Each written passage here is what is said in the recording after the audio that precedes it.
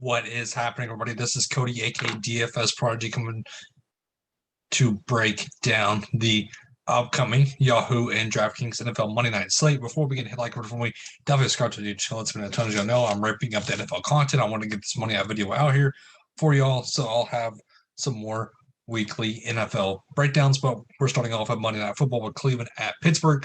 So, like I said before, we get hit like before we always subscribe to the YouTube channel. It always helps me out a ton whenever y'all do that. So come check us out. The sponsor of the show is Underdog Daily Fantasy. It's a great app where you can do player prop pick'ems. You got 5 picks, 20 at your money, over, under, receiving yards, rushing yards, stuff like that for NFL. And then a cheat sheet, a daily grind fantasy. This is kind of an example of the NBA one where they have Yahoo projections, DraftKings ownerships, DraftKings projections, stuff like that. Definitely check it out. It's a great community to be with. But we're here breaking down this NFL slate. I have it for Yahoo and I have it for DraftKings. So let's start off on the DraftKings side, then we'll jump over to Yahoo.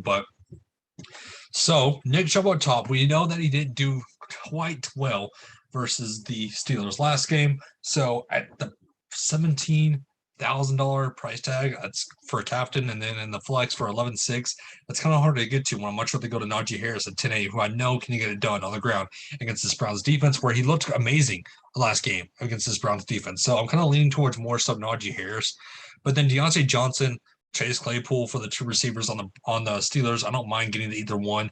Deontay Johnson had a better game last time versus the Browns, so at 10-4, that's why he's priced more up. But I do like the savings at 7-2 for Chase Claypool. And then looking at possibly Ben Roethlisberger, this might be the last game at the Pittsburgh field. So could this be the last game at Pitt for Ben Roethlisberger? I think it's probably more than likely going to happen. So he's going to be motivated.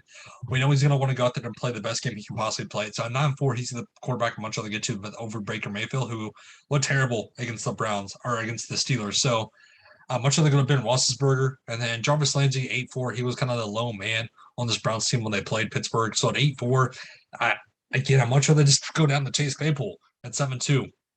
And then frying him off at 6-6. I don't mind getting to that. And then looking at kind of where you're going to have to go to is I don't mind the Steelers defense at 4-6. They held this Browns team to 10 points last game. So that's kind of where my salary is going to come from is 4-6. But Chris Boswell only 4,000. I don't mind getting to him. But Rashad Higgins, Kareem Hunt, Austin Hooper, Donovan People-Jones, I'm not really high on a lot of these guys. If you possibly want to go to Donovan People-Jones, I don't mind that.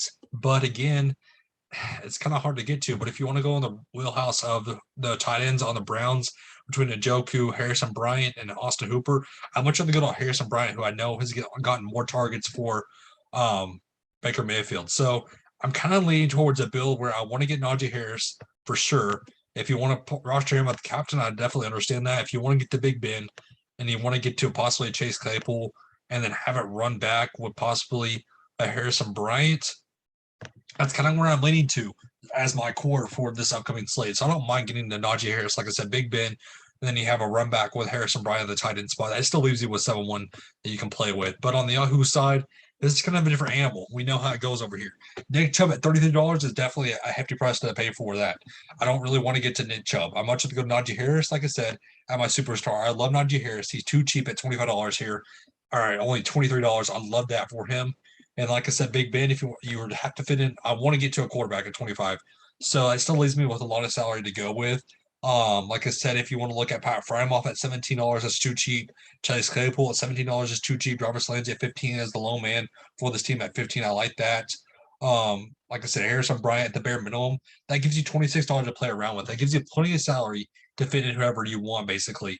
I know I'm going to be fit. I know I'm going to be bold. I don't really want to get to a lot of Nick Chubb. I know he's a great player, but against the Steelers defense, I can see them stopping him. But that's kind of where I'm looking at for this upcoming slate, for this Monday Night Football slate. So again, thank you for tuning in. This is kind of a mini breakdown. This kind of gives you a core to play around with. But again, guys, thank you for tuning in. Hope everybody's a great and safe rest of your night. Have a good one, everybody.